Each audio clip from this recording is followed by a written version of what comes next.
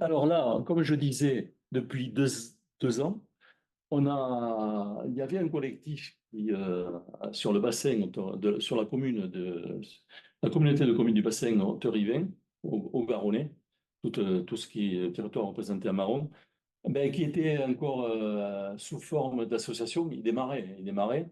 Et puis, ils avaient de la peine à concrétiser les premiers projets. Du coup, ils ont cherché à se rapprocher d'ICA.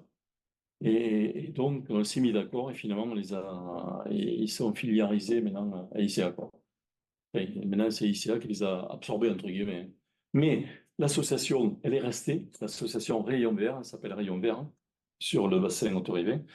Et volontairement, on leur a demandé de conserver, c'était leur souhait, hein, l'association, et c'est eux qui prospectent, parce qu'ils sont connus, les Rayons Verts, dans leur territoire.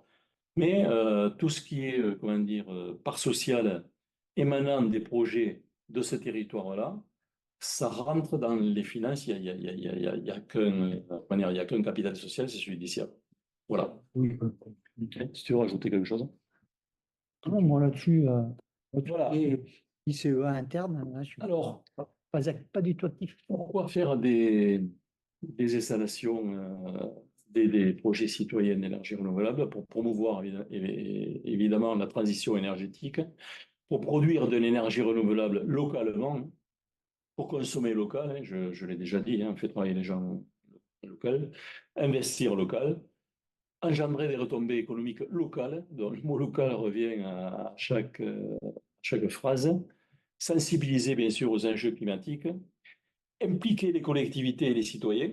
Bon, les citoyens, parce qu'ils participent au financement et puis et même aux décisions, hein, puisque s'ils veulent effectivement être donc conseillers, être au bureau, donc ils peuvent l'être bien sûr, hein, donc ils participent financièrement ou en termes de gouvernance donc, aux décisions et s'approprier les enjeux énergétiques. Dans ce cadre-là, au-delà des événements que l'on suit pour faire connaître ICA, on organise aussi des conférences. Dernièrement, on a organisé 2 concerts avec l'association d'Escalquens, là, Citoyen.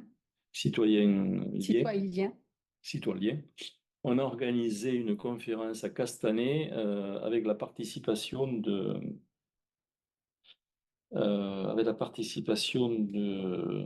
comment il s'appelle aujourd'hui, il y a 4 scénarios sur le Avec mix énergétique. Négawatt. Mégawatt, voilà. Mégawatt. Et nous, on est intervenu à la fin on s'inscrivait un peu dans cette dynamique-là, dans la mesure où on propose voilà. Bon, on a organisé aussi des cinémas débats. C'était il y a 2 ans à Forquevaux, je crois. Non, à Montgiscard. Et voilà. On essaye aussi donc de jouer sur ce levier pour nous faire connaître là. Et en faisant des interventions groupées avec d'autres associations pour essayer d'intéresser le maximum de personnes. Alors, Voilà. juste par curiosité, le cinéma à Montgiscard, vous l'avez fait dans un bâtiment spécifique ou vous avez loué une salle et... Le cinéma. C'est bien Montgiscard ou bien ciné? Oui, il y a le cinéma à Le cinéma, Montgiscard, Ah ouais, il était- d'accord. Ok, ok. on a eu Je savais pas.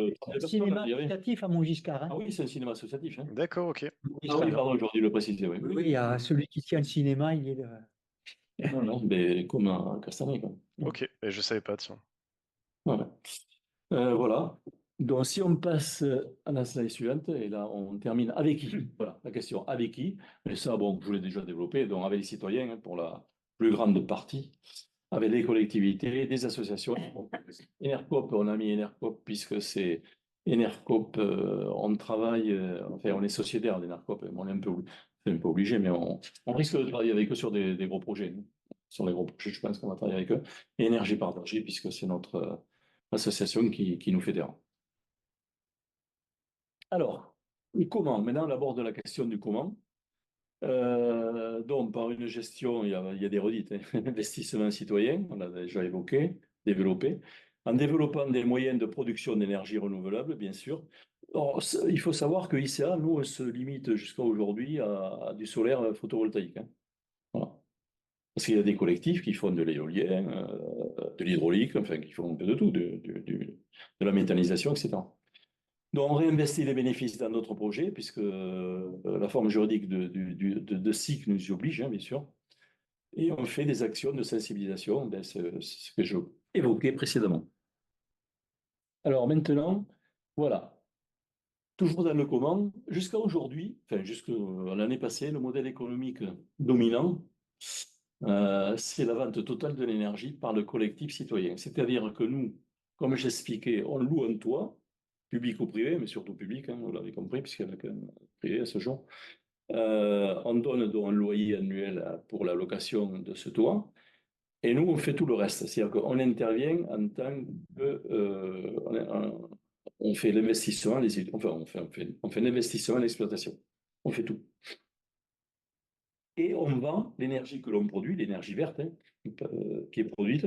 C'est nous, le collectif, qui la vendons à Enedis, à EDF, pour faire simple. Et donc, c'est avec la vente c'est avec la vente de cette énergie et qu'on réinvestit à raison des 2 tiers, et puis le tiers restant, on paye les dépenses, etc., et on rétribue éventuellement les sociétaires. C'est un peu le principe. Donc, c'est basique, hein. Autrement dit, on s'occupe de tout, et finalement, le propriétaire du toit, ben, il s'occupe de rien. Voilà. Il faut savoir que, et c'est ce qui a permis l'éclosion de toutes ces sociétés citoyennes, c'est que nous, la loi oblige EDF à acheter l'électricité renouvelable produite par les collectifs de citoyens. On appelle ça l'obligation d'achat de EDF. Et il l'oblige suivant un barème, hein, qui est indexé chaque année, bien sûr, hein, et sur une durée de 20 ans. Donc, nous, on a une visibilité économique sur 20 ans, ce qui est énorme. Sachant que la durée de vie d'un panneau photovoltaïque, c'est 30 ans, voire maintenant 40 ans. Enfin, c'est plus de 30 ans. Alors, juste une question sur l'évolution là, du marché de l'énergie. Oui. On a quand même observé une augmentation des tarifs. Est-ce que vous avez été justement plutôt positivement impacté, ou est-ce qu'au contraire le barème indexé fait que c'est Ah non. resté dans le... Le barème OA, hein, obligation d'achat, qu'on appelle, il a suivi l'évolution. Il a suivi l'évolution, puisque aujourd'hui, en gros, je donne un chiffre, mais pour une centrale de plus de 5 kilos, on est payé, enfin, le kilowattheure que l'on vend, et on le vend à 12 centimes le kilowattheure. Bon, ça ne suit pas autant que le prix des particuliers. Si je peux me permettre, Oui. les prix ont quand même beaucoup baissé, puisqu'il y a en 2010, le tarif d'achat d'obligation était à 60 et quelques centimes. Et là, couplé à la fois à la diminution par 3 ou 4 des prix des panneaux solaires, mais globalement, il y a le tarif d'achat d'EDF qui a fortement baissé, d'Enedis, ce qui fait que lorsqu'il y a eu le pic de vente d'électricité, Enedis et la France ont gagné beaucoup d'argent, puisqu'ils vendaient beaucoup plus cher l'électricité solaire qu'ils achetaient. Alors, à un moment, c'était l'inverse, il y avait une subvention qui existe. Actuellement, acheter de l'électricité solaire à 12 ou 13 centimes, quand, globalement, le particulier la rachète en moyenne 20 centimes hors taxe. 25, oui. Ouais, 20 centimes hors taxe. Donc, voilà. Donc là, actuellement, c'est quelque chose qui est. Le business est rentable pour Enedis et EDF. Oui. Et est-ce que justement, tu peux nous expliquer comment ça se fait que le tarif d'Enedis a baissé? Est-ce que c'est des négociations avec vous, avec l'État? Comment ça se négocie? Non, pas au niveau local, hein, ça se Non, négocie. c'est des négociations globales qui se font au niveau national. Compliqué. Donc, il y a un certain nombre de tranches. Et quand plus il y a des installations qui demandent à être raccordées, plus le tarif baisse. Et il y a des baisses trimestre par trimestre. L'objectif étant, avec la massification, de quitter la niche qu'il y avait, là, ceux qui ont investi il y a 14 ou 15 ans, ben c'est jackpot pour eux. Mais, bon, sous réserve que les installations fonctionnent bien, ce qui n'est pas toujours le cas à l'époque. Et puis bah, maintenant, on est sur une massification. Et c'est vrai que globalement, bah, on est à l'équilibre. On est à l'équilibre et là, on n'est qu'à 12-13 centimes. Les grandes installations, elles sont en train de vendre l'électricité à 4 centimes, 4-5 centimes. Parce qu'au-delà sur des installations moyennes, il y a un prix qui est fixe. Dès qu'on a des très grandes installations, on est sur des appels d'offres que lance la commission régionale nationale de régulation de l'énergie. Et finalement, elle prend bah, ceux qui proposent les prix les plus faibles. Là, on n'est plus en obligation d'achat. Hein, là, on n'est plus en obligation d'achat, on est sur le marché. Et là, le tarif, c'est pas le kilowattheure acheté à 12 centimes, on tourne autour de 4-5 centimes. Même au Portugal, ils sont tombés à 2,5 centimes le kilowattheure. Juste deux commentaires, j'ajouterais, c'est qu'effectivement, les gens qui ont les premiers, qui ont investi dans des centrales il y a 10-15 ans, il y avait un prix d'achat, obligation d'achat, d'EDF très, très intéressant. Franchement, là, il y en a qui ont, mais tant mieux pour eux, ils ont pris le risque à l'époque. Plus des aides. Oui, plus des aides, etc. Plus des aides qui existaient, des fonds européens. Donc, par contre, pour revenir à la question, certes, aujourd'hui, je prenais l'exemple du 5 kVA, hein, qui est payé aujourd'hui en obligation d'achat à 12 ou 13 centimes. Mais pour les puissances plus faibles, c'est un peu plus, ça peut aller jusqu'à 14 ou 15. Ça a baissé là. Peut-être, c'est bon. Mais par contre, ce qu'il faut se mettre dans l'esprit quand même, avoir à l'esprit, c'est que depuis 10 ans, le coût d'achat d'un panneau photovoltaïque a été divisé par 10, en gros. En gros, ouais. Donc, ça veut dire qu'en parallèle, les dépenses ont baissé. Donc, l'écart quand même, nous, à 12, quand on fait nos modèles économiques, en vente totale à plus de 12 centimes, c'est intéressant. Quoi. Oui. C'est-à-dire qu'à un moment, les panneaux n'avaient pas assez baissé, mais là, maintenant, surtout avec les panneaux chinois qui bradent la... Et qu'est-ce que je voulais rajouter, c'est que oui, voilà, par rapport à ce que disait Christophe et ce qu'on a pu développer, c'est que c'est là où on s'aperçoit effectivement, au regard de cet écart de prix entre effectivement le prix que le particulier paye auprès du fournisseur, hein, EDF ou les autres, hein, et au regard du prix que nous, en obligation d'achat, on achète notre énergie comme produit, il y a un écart très important et j'amène la prochaine slide. C'est une raison pour laquelle l'autoconsommation a pris vraiment un envol. Alors, juste pour illustrer mais là, très rapidement comment on a financé les 15 premières centrales photovoltaïques. Voilà, si on regarde le camembert, le capital citoyen, donc, au travers des parts sociales, ça, pour un capital investi total de 420 000 euros, ça représentait donc 23%, un quart quoi, en gros. Hein. Les subventions région, c'est région aussi, études. En gros, et les avances. Enfin, les avances, il faut les rembourser, mais la région, elle n'en fait plus maintenant. Mais à l'époque, elle accordait des avances financières à certains collectifs. Donc, en gros, là, on est en gros à 30% de subventions ou avances. L'emprunt, effectivement, on est obligé de passer par un emprunt à hauteur de 41%. Et l'emprunt citoyen, c'est des comptes courants associés. C'est des sociétaires qui, au-delà de leur part sociale, on leur propose de rémunérer des avances d'argent. On appelle ça des comptes courants associés. On rémunère auprès. Tu m'arrêtes. Oui, mais bon, c'est vrai dans pas mal de structures coopératives, y compris des grands groupes coopératifs.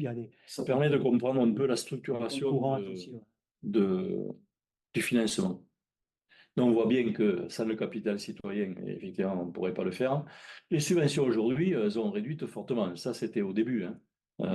Parce que là-dedans, il y a les 100 000 euros qu'a avancé la région sur la concurrence de 100 000 euros donc, de parts sociales qu'on arrivait à trouver. Maintenant, c'est fini tout ça. Bah, si, c'est bon, mais pour les nouvelles structures. Ah oui, pour les nouvelles structures. Oui, non, mais ça continue. Après, bon, on en a profité une fois. C'est pas le Monopoly, on ne repasse pas à chaque fois la 4 000 euros. Maintenant, on a quand même des fonds propres, hein, puisque, comme je l'ai dit au début, on a 170 000 euros de fonds propres. Donc, qui nous permet auprès des banquiers d'avoir quand même une certaine caution. Quoi. Non, l'objectif, c'est de permettre à ces structures de partir. Et puis après, ben, soit la structure elle s'écroule parce que c'est pas viable, ben, soit comme ICEA, elle vit sa vie qui est une belle vie, hein, parce qu'on voit que voilà, il y a. Ouais, on prospère, hein. Oui, Très bien. financièrement, c'est voilà, On a une gestion vraiment. ça rentre bien, ça voilà. Donc voilà, c'était juste pour imager un peu la répartition des financements. Alors maintenant, juste parlons de l'autoconsommation. Donc, alors l'autoconsommation, dans l'autoconsommation, il y a l'autoconsommation individuelle, c'est-à-dire que il y a beaucoup de particuliers qui le font. Ils installent des panneaux sur le toit de la maison et puis l'énergie produite, ils la consomment préférentiellement. Et s'il y en a pas assez, ben, ils consomment l'énergie du réseau, hein. Ça, c'est classique, j'allais dire. Nous, on a commencé, enfin non, nous, on n'a pas fait d'ailleurs. Enfin, si, nous, on a commencé à faire, à proposer à certaines communes de l'autoconsommation, mais toujours en tant que tiers investisseur. C'est-à-dire, c'est nous qui apportons le financement et faisons les études de travaux et on exploite. Donc, la commune n'a pas besoin d'investir et d'investir. Et par contre, dans ce cas-là, pareil, on demande donc un loyer, on donne, pardon, là c'est l'inverse. Lorsque, en tant que tiers investisseur, on, on travaille avec une commune pour créer une centrale solaire, une centrale photovoltaïque dont ils vont consommer l'énergie produite au niveau de l'autoconsommation individuelle, puisque individuelle parce qu'il y a un bâtiment, hein, une seule centrale sur le toit de ce bâtiment. Là, c'est le modèle économique, il est différent. C'est la commune donc, qui va consommer préférentiellement cette énergie verte, dont elle est gratuite, hein. Elle est gratuite. En plus, elle n'utilise pas les infrastructures d'EDF, donc il n'y a pas de taxes et il n'y a pas de participation au réseau. C'est le top. C'est ce qui est le plus intéressant pour la commune. Par contre, ce n'est pas suffisant, puisque bon, la nuit, nous ne produit pas de l'énergie. Et puis, il y a certains équipements qui fonctionnent la nuit. Donc, ensuite, donc, en complément, ben, elle continue, comme d'habitude, donc, de se fournir auprès de son fournisseur. Ça, et nous, alors, comment on se rémunère? Ben, nous, on demande, là, c'est l'inverse, on ne paye pas le loyer, là. On demande à la commune de nous rétribuer, de nous donner une redevance pour user, exploiter ben, la centrale qu'on vient de réaliser. Voilà. Ça, c'est le principe de l'autoconsommation individuelle. Mais maintenant, ce qui est vraiment en plein essor, c'est l'autoconsommation collective. Et la slide là, qui est affichée, ça représente un peu le principe. C'est quoi, donc l'autoconsommation collective? En fait, c'est la fourniture directe d'électricité entre un ou plusieurs producteurs et un ou plusieurs consommateurs dans un périmètre délimité et comment dire, géré par une organisation. On appelle ça une personne morale organisatrice. Donc, en milieu urbain, le diamètre, enfin, oui, le diamètre donc, du territoire sur lequel on peut réaliser une telle boucle entre consommateurs et producteurs, c'est un diamètre de 2 km, ce qui est pas mal quand même. Et par contre, ici, sur le territoire du Sicoval, plutôt sur la partie sud, ce diamètre, il est de 10 km. 10 km. Alors, juste une Ça question, englobe- est-ce qu'il y a besoin d'infrastructures particulières ou ça peut déjà s'installer? J'ai pas fini.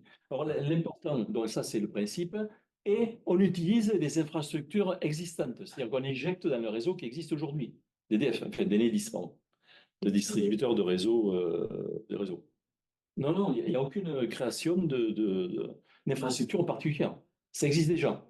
Et par contre, pour que ça marche, pour pouvoir décompter ce que chacun, s'il y a plusieurs producteurs, plusieurs consommateurs, ce que chacun distribue, enfin produit ou consomme, mais justement, aujourd'hui, le Sicoval, dans tout le territoire de Sicoval, il y a des compteurs Linky, et donc ils sont tout à fait capables de calculer les différents flux. Donc, il n'y a aucune infrastructure supplémentaire à financer. Aucune. Que dire encore? Et alors, l'intérêt de ça, c'est que, alors, là, bon, sur le schéma, il y a deux producteurs. On voit des panneaux solaires sur deux maisons, hein, enfin, sur deux immeubles. Mais un immeuble qui produit dans une boucle, c'est-à-dire dans une autoconsommation collective, il peut aussi autoconsommer pour ses propres besoins du bâtiment. Donc, il autoconsomme. Souvent, c'est comme ça d'ailleurs que ça se passe, hein. Si c'est des bâtiments communaux, ben, il est évident que la centrale qui est sur un bâtiment communal, elle va autoconsommer une partie de l'électricité produite, photovoltaïque, et le reste, elle l'éjecte dans la boucle pour faire profiter les autres consommateurs.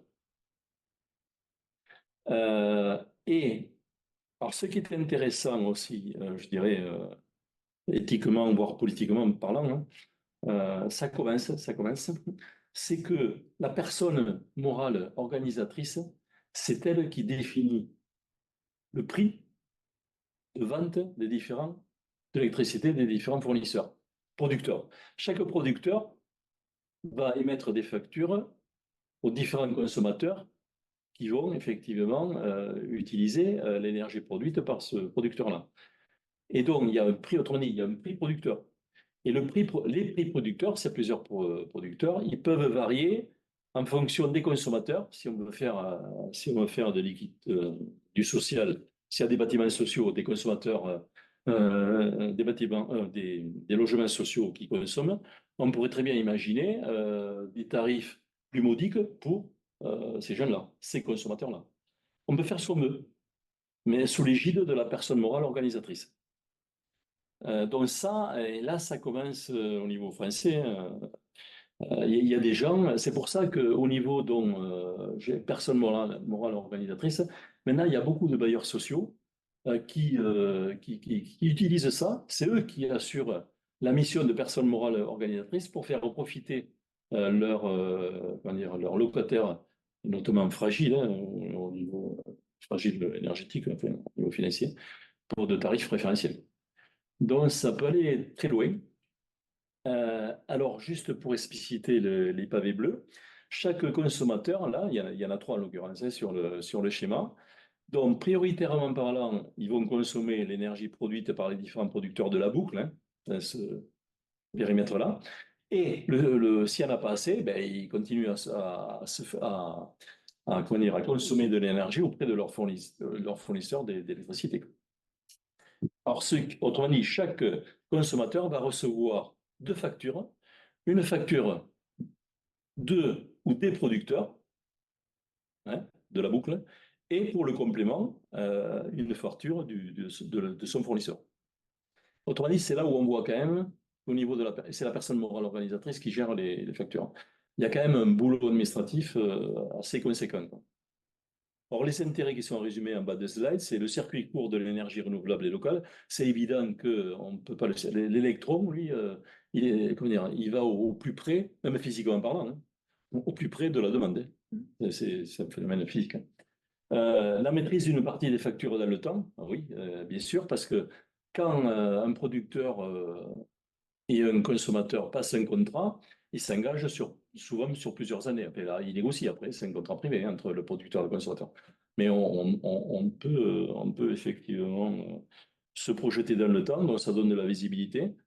Il s'agit de rapprochement des acteurs locaux, oui, parce que si on imagine une boucle avec du logement social, des entreprises, je ne sais pas moi, ça permet, ça fait discuter les gens et d'où l'intérêt de ce fonctionnement en communauté énergétique, c'est-à-dire, c'est un bien grand mot, mais c'est ça. Hein.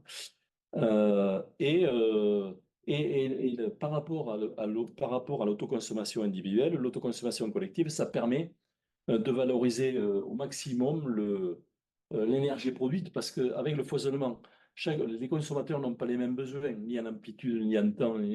Donc ça permet justement ça permet vraiment de consommer le maximum de l'énergie produite.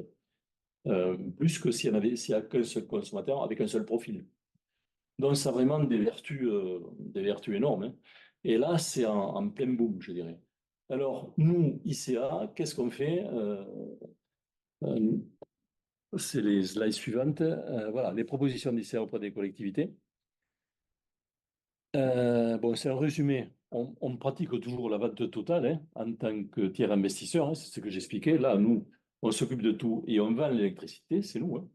Et en contrepartie, on donne une redevance pour l'allocation du toit. Ça, on continue à le faire parce qu'il y a des petites communes qui n'ont pas forcément les compétences, ou enfin, encore, hein, pour se lancer dans l'autoconsommation et ça les intéresse, ces propositions, parce que pour elles, c'est une façon de montrer l'exemple à ses concitoyens comme quoi ils développent les énergies renouvelables. Voilà, c'est du concret. Ils prennent part, comme je le disais, la commune prend des parts sociales, donc ils prennent part à l'action citoyenne, et puis ils participent à la sensibilisation des enjeux énergétiques, et ça crée du lien social. Donc voilà, ça c'est ce qui fera de moins en moins, mais on peut pas le dire, on continuera à le faire si on nous le demande. Ensuite, il y a l'autoconsommation individuelle, c'est ce que j'expliquais, hein. Là, c'est pour un bâtiment déterminé, d'une commune par exemple.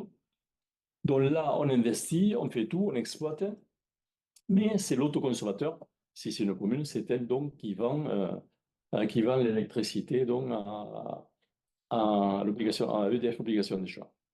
Le consommateur est vu comme producteur par le gestionnaire de réseau, effectivement, distributeur. Voilà, ça, on le fait, on continuera à le faire, mais la nouveauté, c'est ça.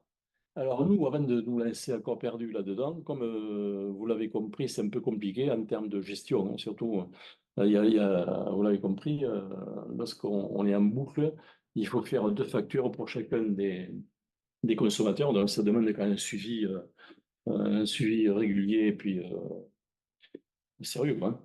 Et nous, on n'est pas en mesure de faire ça, donc on se limite, nous, dans un premier temps, c'est ce qu'on propose aux communes et aux psychologues d'ailleurs, de faire de l'autoconsommation collective, mais ça s'appelle de façon patrimoniale. C'est-à-dire que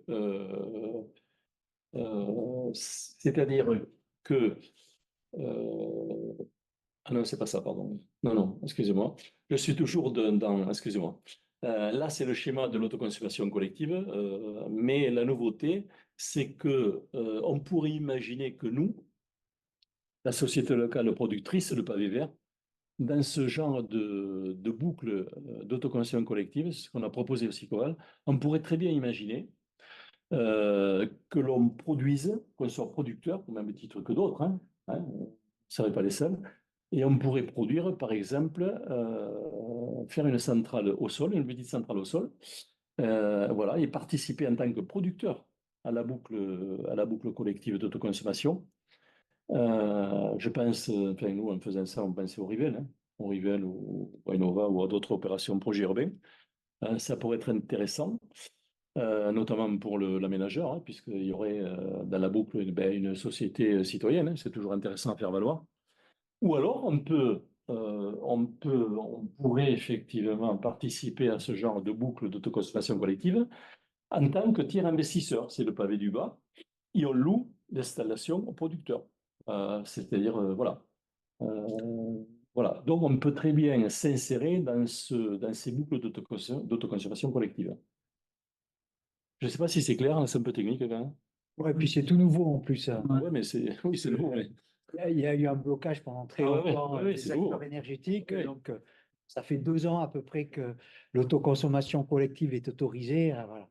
Une question dans ton schéma, là. Oui. Les, les maisons qui n'ont pas de toit C'est des consommateurs. Donc, tu peux être consommateur sans Et voilà, alors ça, tu as tout à fait raison, j'aurais dû le développer, c'est un point très très important de l'autoconsommation collective. Ça veut dire qu'un propriétaire ou un locataire, enfin peu importe, d'une maison qui n'a pas un toit approprié ou pour faire de l'énergie, pour produire de l'énergie, il peut bénéficier quand même de ces tarifs préférentiels de la boucle dans son ensemble en étant consommateur. Et ça, c'est fondamental.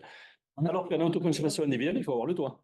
Il faut avoir, il faut créer Et ce qui est intéressant, c'est pour une collectivité locale, des fois, elle a des toits disponibles importants, mais avec des très faibles consommations d'énergie. Oui. Et puis, bah, on va faire le toit, je sais pas, on va faire un stade. Bon, il y a très faible consommation d'énergie. Par contre, à côté, il y a l'école, enfin, il y a le réseau dans la commune d'école. Et c'est là où ça peut être intéressant. Il y a le foisonnement Voilà, une collectivité à plusieurs maisons, en Voilà. gros, et c'est... Avec des besoins différents et ça permet de profiter au mieux de cette consommation, finalement.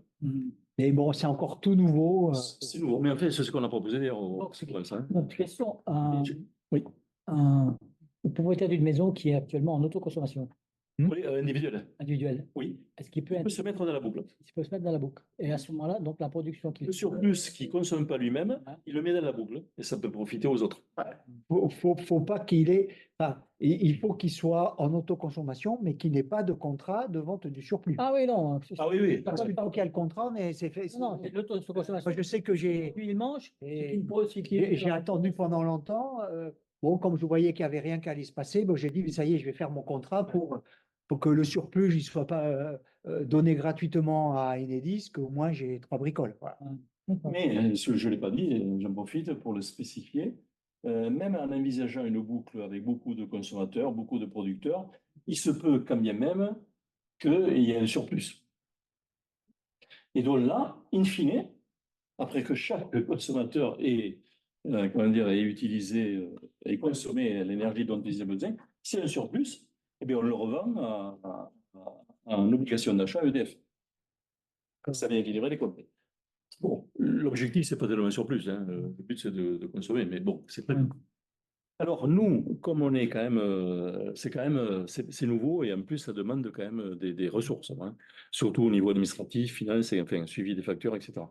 Donc, nous, on se limite, c'est ce qu'on a proposé aussi au Cicoval et aux communes, enfin, aussi, enfin, d'ailleurs, à Ramonville, on est là-dessus. C'est-à-dire de limiter l'opération d'une autoconsommation collective à une typologie de producteurs. C'est-à-dire avec un seul producteur qui est une collectivité locale.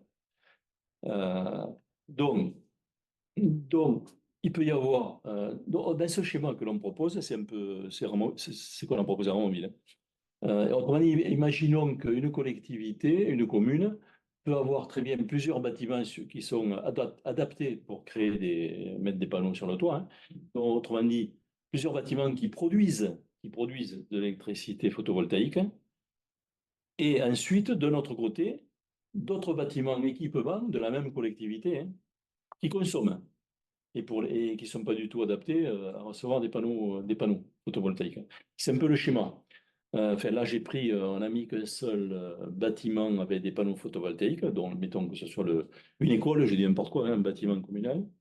Et après, d'autres bâtiments de la collectivité qui sont en bleu ou en violet. Je m'excuse, hein, mais j'ai pas pu, c'est un peu brouillé là. J'ai pas pu retrouver l'original. Alors là, le but, c'est quoi? C'est, dans ce schéma-là, la collectivité a comment dire, a plusieurs intérêts de faire ce genre de choses. Pourquoi? Parce que dans le bâtiment qui va recevoir l'installation solaire, l'installation photovoltaïque, que nous, on va donc, financer et exploiter, hein, toujours pareil, hein, via un contrat de concession, mais ça, c'est un détail juridique. Donc, il va d'abord autoconsommer, il peut autoconsommer pour les besoins propres de ce bâtiment. C'est c'est le tarif, c'est ce qu'il y a de mieux. Parce que là, l'électricité est gratuite, puisqu'il n'y a pas ni de taxes ni de participation au réseau, puisqu'on n'utilise pas là les réseaux publics, puisqu'on consomme directement dans le bâtiment. Et le surplus, il le jette via le réseau EDF existant. Hop, il va profiter pour alimenter les autres équipements, crèches, etc., de la même collectivité. J'en ai mis 2, mais il peut y en avoir 7 ou 8. Hein. À Ramonville, on prend tout, hein, tout ce qui est équipement public, sur 2 km de diamètre. Donc voilà, et ça c'est intéressant, pourquoi? Parce que comme il n'y a qu'un seul producteur, la collectivité, il y a un seul consommateur, c'est toujours la même collectivité. On est d'accord? Eh bien, la personne, la PMO, la fameuse PMO, là, la personne morale organisatrice, hein, ben c'est la collectivité. Mais elle ne va pas se facturer. Autrement dit, il n'y a rien à faire. Sauf si elle vend le surplus. Il faudra qu'elle passe une convention avec DFO. Mais autrement dit, comment dire, la charge administrative et financière, elle est allégée, elle est inexistante, et les intérêts physiques et économiques, c'est toujours les mêmes. Donc, c'est ce que nous, on propose de faire pour le moment, hein, tant qu'on n'est pas trop structuré. C'est une démarche très intéressante, surtout à l'heure où les collectivités ont de moins en moins de moyens. Le Oui. coût de l'énergie explose. On le voit, hein, l'éclairage public, maintenant, ça y est, tout le monde s'y est mis, hein, on l'éteint à partir d'une certaine heure. Bon, l'argument premier, c'était quand même les économies, on va pas se mentir.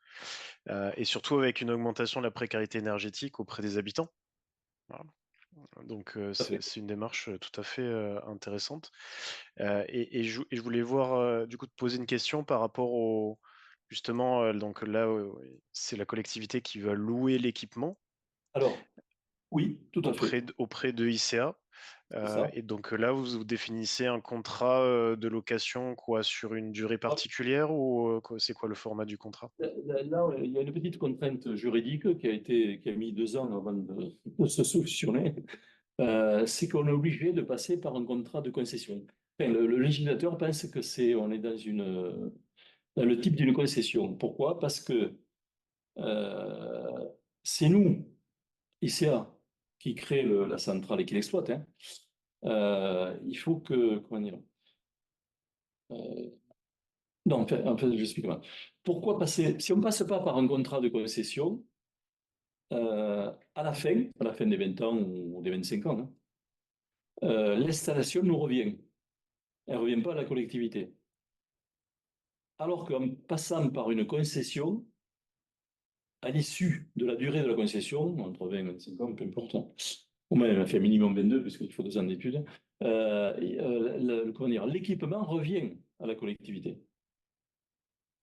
Ça, c'est majeur, parce que si une collectivité, on a dit, ouais, mais ben, à la fin, vous n'avez plus rien. Enfin, ça peut poser des problèmes. Donc, ça a été fait d'ailleurs, ça a été étudié via des bureaux d'avocats, justement par énergie partagée, hein. Cette question-là, ça a mis 2 ans, hein. Et donc, le plus à même de répondre à ce type de questionnement, c'est de passer par un contrat de concession, une concession classique, hein, comme une concession d'aménagement. Et donc, il faut qu'il y ait une notion de prise de risque. Mais là, la prise de risque, c'est ICA. Parce que, enfin, c'est ce qu'il faut faire valoir et ce qu'on va faire valoir dans le marché, là, c'est que si jamais il y a une panne, si jamais il y a une panne trop importante, eh bien, la collectivité se retournera contre nous. La prise de risque, donc la prise de risque financière, hein, ça sera nous. Donc, on est beau, on sera beau. Donc, si je comprends bien, vous gérez quand même la partie entretien durant la période des 20 ans, Dans tous les cas de figure, hein, ouais. dans tous les cas de figure, et après 20 ans, votre objectif, c'est de laisser le panneau à la collectivité, qui, elle, du coup, s'en saisira et prendra en charge l'entretien et le fonctionnement. Oui, global. puisque les panneaux solaires aujourd'hui, les panneaux solaires, ils ont une durée de vie entre 35 et 40 ans, non? D'accord. J'ai juste une question, parce que je ne sais pas. Si on utilise le réseau public pour aller d'un bâtiment à un autre, Là, on l'utilisait dans ce cas-là, hein. ouais, il y a des taxes à payer. Donc, Oui, tout à fait. si on est d'accord, il faut payer toutes les taxes d'utilisation du réseau public. D'accord. Il y a le TURP et puis les taxes, TVA, etc. Ah oui. Et puis le TURP, ça fait l'utilisation du réseau, bien sûr. D'accord, ok. Donc, c'est moins intéressant. C'est pour ça que le plus intéressant, c'est l'autoconsommation individuelle. Ah ouais. On n'utilise pas le réseau. Donc, c'est le bon rentable, hein, pour la collectivité. Ah oui, parce qu'au Et le particulier. au-delà du prix d'achat, il y a toutes les taxes et la TVA Ah oui. qui sont économisées et bon, ça Ça- double largement le bénéfice, hein. Voilà, je crois que ça double, hein. Il faut compter entre les taxes et les différentes participations, contributions au réseau, ça double le prix de l'énergie propre, je crois, hein. Je ne sais pas, moi j'ai fait le calcul chez moi, je suis à 18 centimes, mais si je rajoute toutes les taxes, je suis à 25. Voilà. Ouais, c'est long. C'est 7 centimes C'est de long. taxes, et c'est vrai qu'en autoconsommation, bah, ça fait ça d'économiser. Tout à l'heure, tu as parlé des bailleurs sociaux. Est-ce que vous avez déjà discuté avec eux? Est-ce qu'il y a des projets qui sont dans les cartons? Non, mais c'est donc, pour revenir à la question, donc, depuis 2016, on a toujours le même président, hein, qui est Jean-Paul Gardette, qui a créé tout ça, quoi. Avec l'aide, certes, du CIPOL et tout, mais bon, c'est lui. Et bon, ça fait 2 ou 3 ans qu'il cherche un remplaçant, mais bon, c'est comme partout, hein, il n'en trouve pas. Par contre, nous, enfin, les conseillers coopératifs, on s'est engagé vraiment maintenant à assumer chacun une part de responsabilité de travail. Je veux dire que jusqu'à aujourd'hui, on était organisé un groupe de travail communication-animation, un groupe de travail technique, un groupe de travail de prospective. Qu'est-ce que j'en oublie? Un groupe de travail finance comptabilité. Parce que bon, chaque année, il y a un budget à préparer, etc., quoi. Et donc, et là, bon, moi, je suis référent je l'étais déjà, mais là, bon, il a insisté. Enfin, je suis référent de la prospective. Et là, on a une première réunion au mois de juillet. Et enfin, moi, personnellement, mais bon, je vais le proposer aux collègues du truc, à mon avis, c'est les bailleurs sociaux qu'il faut rapprocher, quoi. À mon avis, à mon avis, il y a une, enfin, il y a un enjeu par rapport à. Mais ça concerne tout le monde. On verra si collectivement et comment on peut faire surtout. Une question technique là que je vois euh, dans ton schéma là, le surplus peut être revendu Oui. au réseau EDF. Est-ce que vous avez envisagé dans votre études, dans vos perspectives, en fin de compte, de ne pas le vendre à EDF, mais de l'envoyer sur une batterie virtuelle et de le renvoyer ensuite sur vos bâtiments? Je pense à ça, par exemple, une école, vous mettez des panneaux solaires sur un bâtiment d'école ou le stade. Il y a des jours où il n'y a pas de match et en journée, on produit le surplus, on peut très bien à ce moment-là, non pas le vendre à EDF, mais l'envoyer sur une batterie virtuelle Oui, tout à et fait. le renvoyer ensuite en période. On l'a regardé. Et on l'a regardé, mais ça ne vaut pas le coup. C'est très cher. Très cher. Aujourd'hui, ça va baisser, je pense, mais aujourd'hui, enfin, là, je pense. Aujourd'hui, on l'a regardé, nous, hein, mais Il y a Tesla qui fait ça en Australie, hein, ils vendent des kits ça va autonomie, baisser. panneaux solaires plus batterie. Et bon, c'est le qui. Fils à ça, il est Hein occupé de ça. Ouais. Mais je parle pas de batterie physique, hein. Je parle de batterie. Tu sais, il Ouais. a C'est un peur. taux d'ensoleillement qui est énorme. Et lui, il s'autoconsomme, hein. Ouais. Avec les batteries de stockage, mais bon, c'est un autre climat aussi. Voilà. Oui, c'est un- Mais, Ah, mais c'est une prestation qui est très chère. Bon, ça dépend aussi de l'EDF. Enfin, ouais. je ne sais rien. Non, c'est indépendant. Là, c'est complètement. C'est privé, ça. Ah oui, oui. Ah non, non, c'est. Ah, ok. Il a un Là, il y a possibilité. armoire. Voilà. D'accord. Ah, Oui, mais non, non, ma question c'était pas de Ah, batterie. attends, on parle pas des choses Je te parle de virtuelles. virtuelle. Voilà, la même chose. La batterie virtuelle, en fait, il n'y a pas de batterie. C'est avec les compteurs Linky, là, Envoyé. le surplus est envoyé sur le réseau EDF, donc il est consommé par d'autres personnes, hein. Et il y a une comptabilisation. Ah, d'accord. Et donc, J'étais- jusqu'à concurrence de ce que l'on a envoyé virtuellement sur le réseau qu'on n'a pas consommé, on pourra le consommer le lendemain ou le surlendemain. Voilà, ça le payer. C'est ça. En payant Alors, juste les Ah, si, il y a des taxes. taxes de transport. Ouais, et Alors, ça le gère. juste, je pose une question de clarification. Qu'est-ce qu'une batterie virtuelle? Alors, si j'ai bien compris le principe, en fait, c'est euh, tu envoies ton surplus que tu n'as pas consommé sur le réseau d'EDF. EDF le stocke quelque part, mais tu ne sais pas où c'est. Il considère que tu l'as stocké quelque part. C'est virtuel. C'est virtuel. En fait, quand tu as un compteur, en fait, pour moi, Voilà, il faut le comptabiliser. voilà, il faut le comptabiliser. Mais quelque part, tu as eux, ils appellent ça une batterie virtuelle. Moi, je dirais que c'est Rien du tout. rien du tout, mais c'est juste Il n'est même pas stocké. Il sera consommé voilà, il sera consommé par contre. Mais toi, Pas stocké. tu as au niveau d'EDF un compte, en fait. On a un dû. Voilà. C'est un genre de crédit, quoi. Voilà. Et le soir, quand tu as besoin, ben, au lieu de pomper sur le réseau, il te renvoie d'abord ce que tu as sur ton compte. Mais le transport actuellement, les taxes de transport sont. Et la prestation, elle est double taxe. regardez, nous. Transport, hein. Aujourd'hui, c'est. Oui, il y en a deux, oui. Il y a toutes les taxes pour envoyer et les taxes pour récupérer. Donc. Après, il y a des batteries physiques, effectivement. On peut Oui, imaginer physiques. de le stocker sur une batterie physique. Voilà. Mais là aussi, c'est encore cher. il faut vraiment des quantités importantes pour pouvoir l'amortir. Je sais pas, nous on a fait une déchetterie il y a 30 ans, peut-être dans le Lot, hein, il n'y avait pas de. Qui était en autonomie solaire photovoltaïque. Bon, c'était une déchetterie, il n'y avait pas trop de besoin non plus. Bon, ça économisait 5 km de ligne. Et ouais, ben, les batteries fonctionnaient. Bon, après, c'était les bonnes vieilles batteries au plomb de l'époque, mais ça marchait bien, hein, pour les besoins. Moi, même quand je débutais en Afrique il y a 45 ans, ils avaient leurs panneaux photovoltaïques Oui. qui, le jour, il alimentait le frigo qui était mixte gaz et électricité, donc le jour, voilà. Et puis bah, la nuit, il y avait des batteries qui permettaient, euh, ils avaient droit à 2 ampoules avec leur batterie. C'est des choses qui fonctionnent, mais là, derrière, il faut avoir des batteries.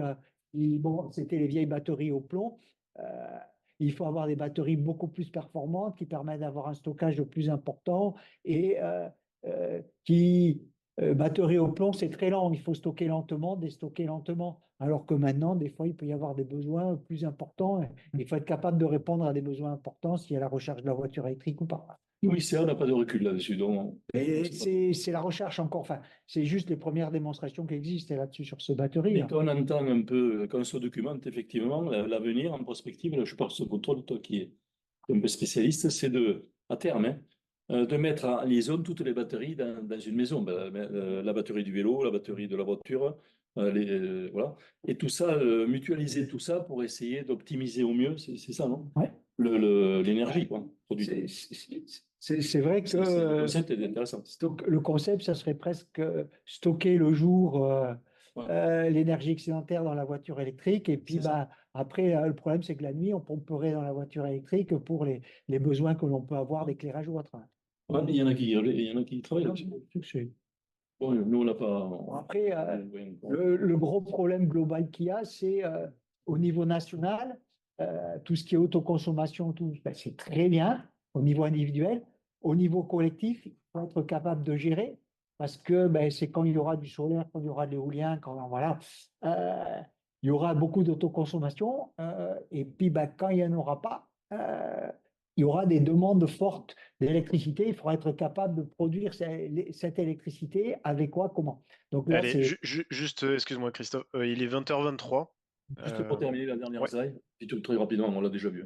Donc, pour la collectivité, puisque là, on s'adressait à la collectivité, ça nécessite aucun investissement au départ, ce qui est pas neutre. Tout ce qui est la gestion administrative, études, comme j'ai déjà dit, c'est ICA qui fait tout. Récupération par la collectivité de la centrale à fin de bail, c'est ce que j'expliquais, c'est pareil. La maintenance, bon, le monitoring à la charge d'ICA, c'est tout c'est l'exploitation au sens large. Hein. Le nettoyage aussi, parce que chaque 2 ans, on nettoie les panneaux. C'est la maîtrise d'une partie des factures d'énergie dans le temps, oui, on a de la visibilité.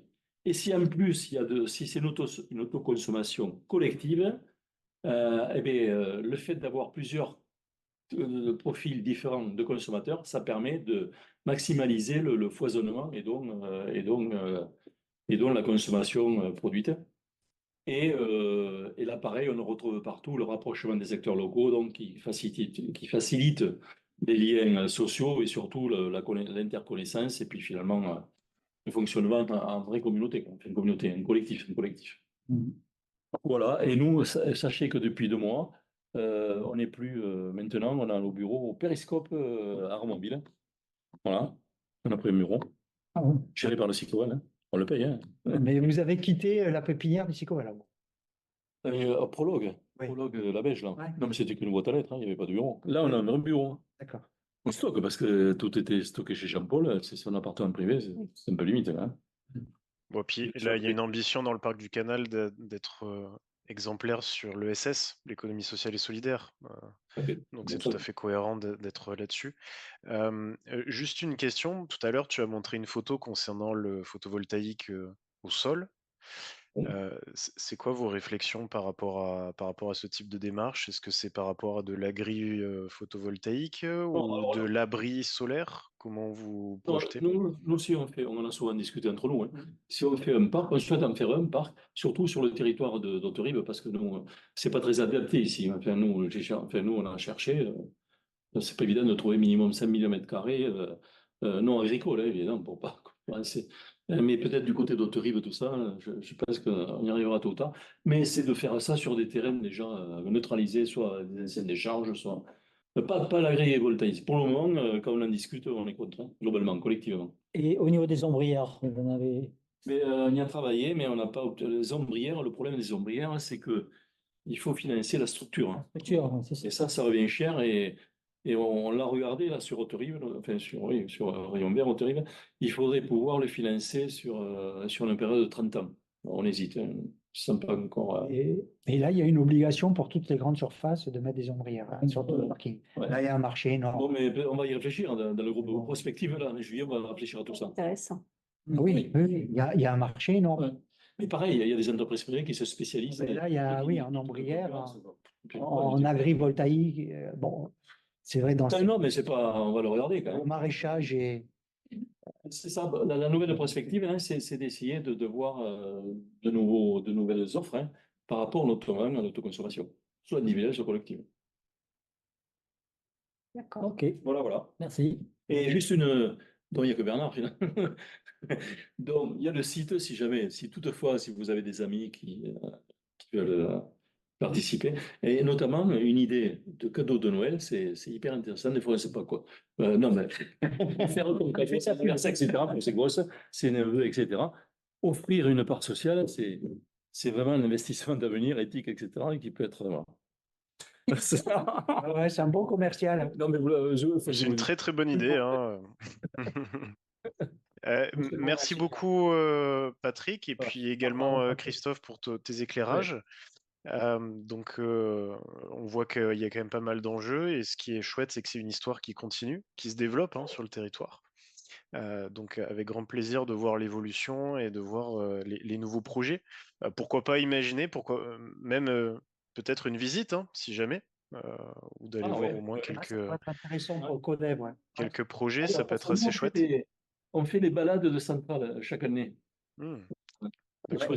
Non, j'ai pas Et on fait un circuit de randonnée sur le terrain du Cail. Il y a 3 ou 4 centrales. Hein. On pourrait l'imaginer pour le côté. Oui, on va y réfléchir. Ouais, Ça peut c'est- être assez intéressant, ouais. Et toujours pareil, ne pas hésiter à nous communiquer vos actualités, notamment pour les ciné-débats ou les conférences, qu'on pourra Ah oui. relayer auprès du CODEV, quoi. Ah non, ça, je ne le fais pas. On peut le faire, donc. Hein, Ah oui, oui, tout à fait. Là, il n'y a aucun problème, hein. Toutes vos activités associatives, si vous avez des actualités, vous les partagez dans l'onglet Actualités.